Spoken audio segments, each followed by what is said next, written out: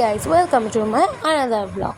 এটা হলো আমার দীঘা দ্বিতীয় দিনের ভিডিও। তোমরা যারা আগের ফার্স্ট ব্লগটা দেখোনি তাড়াতাড়ি চ্যানেলে গিয়ে দেখে নাও আর চ্যানেলটাকে সাবস্ক্রাইব করে দাও। সকাল সকাল আমরা বেরিয়ে গেছিলাম হচ্ছে তালসারির উদ্দেশ্যে। তালসারি থেকে সামনে কিছু দেখা না পেয়ে তো আমরা গেছিলাম হচ্ছে উদয়পুর বিচে।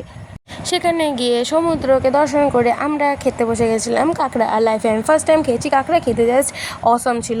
আমি আর মামা কাঁকড়া খেয়েছি। তারপর সকালের ব্রেকফাস্টে ছিল হচ্ছে লুচি, আলুর তরকারি। তারপরে আমরা সোজা চলে গেছিলাম মোহনার উদ্দেশ্যে। আর মোহনারটা আমার সব থেকে দারুণ লেগেছে, বেস্ট লেগেছে। এখানে ছবি অনেকগুলো তুলেছি আর অনেকটা টাইম স্পেন্ড করেছি আমরা।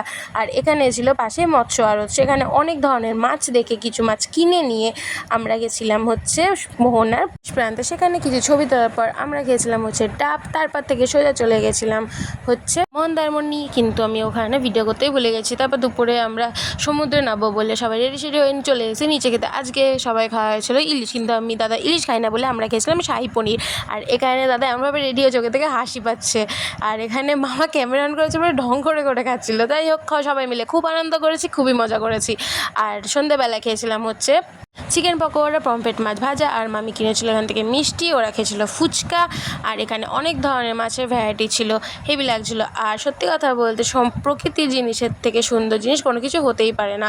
তারপরে রাতের খাবারের উদ্দেশ্যে আমরা বাইরে খেয়েছিলাম হচ্ছে তড়কা, ডিম ভাজা আর রুমালি রুটি, আর শেষে ছিল একটা করে মিষ্টি। তোমাদের ভিডিও যাদের ভালো লাগছে তারা একটা লাইক কমেন্ট শেয়ার করে দিও।